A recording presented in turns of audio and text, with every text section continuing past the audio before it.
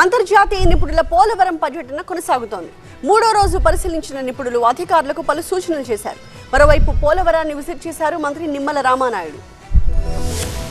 పోలవరంలో అంతర్జాతీయ నిపుణుల బృందం పర్యటన కొనసాగుతోంది. 4 రోజుల పర్యటనలో భాగంగా పోలవరంలో అంతర్జాతీయ నిపుణుల బృందం మూడో రోజు విజిట్ చేశారు. అంతర్జాతీయ నిపుణులు డేవిడ్ బీపాల్, రిచర్డ్ డోనెల్లీ, గియాస్ ఫ్రాంకో డిసిస్కో, సీజ్ హించ్బెర్గర్ ఇంజనీర్లు, పలువురు ఇరిగేషన్ అధికారులు పాల్గొన్నారు. మూడో రోజు ఉదయం 10 గంటలకు ప్రాజెక్ట్ ప్రాంతానికి చేరుకున్న నిపుణుల బృందం ఈసీఆర్ఎఫ్ గ్యాప్ 2లో సేకరించిన మట్టి, రాతి నమూనాలను పరిశీలించారు. తర్వాత అక్కడ ఏర్పాటు చేసిన పోలవరం ప్రాజెక్టుకు సంబంధించిన ఫోటోలు, మ్యాపులను చూశారు. ప్రాజెక్టుపై సమూల నాణ్యతను నిపుణుల బృందానికి ఇంజనీర్లు వివరించారు. 3వ తారీఖు వరకు పోలవరంలోనే సమీక్షలు నిర్వహించనున్నారు. ఇప్పటి వరకు చేసిన పరిశీలనలో నిపుణుల్లో కొన్ని విషయాలపై భిన్నాభిప్రాయాలు వ్యక్తమయ్యాయి. ప్రస్తుతం ఉన్న నివేదికలకు తోడు ఇంకా ఏమేం సమాచారం కావాలో, ఇంకా ఏవైనా పరీక్షలు చేయించాలా అని అధికారులు వారిని అడిగి తెలుసుకున్నారు. ఆ తర్వాత ప్రాజెక్టు స్థితిగతులపై ఉమ్మడిగా నివేదికను అందించనుంది. మరోవైపు పోలవరంలో మంత్రి నిమ్మల రామానాయుడు పర్యటించారు. స్పిల్వే, ఫిష్ ల్యాడర్ ను పరిశీలించారు. ఎగువ కాఫర్ డ్యాం ను పరిశీలించి అధికారుల నుంచి వివరాలు అడిగి తెలుసుకున్నారు. ఎగువ, దిగువ కాఫర్ డ్యాంల మధ్య చేరుతున్న వరద నీటిని పరిశీలించారు మంత్రి నిమ్మల రామానాయుడు.